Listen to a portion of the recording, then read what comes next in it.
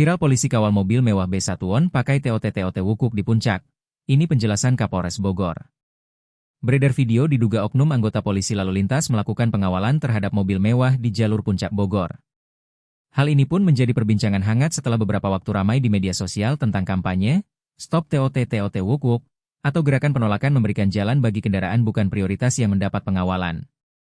Mobil Range Rover berplat B1 yang diduga dikawal oleh oknum anggota tersebut bergerak dari arah bawah menuju puncak. Kendaraan mewah tersebut nampak mendahului kendaraan lain di depannya dengan melakukan pelambungan atau menggunakan lajur dari arah berlawanan. Setibanya di depan kantor Kecamatan Cisarua, kendaraan tersebut diadang oleh pengendara lain yang bergerak dari arah sebaliknya sambil merekam video.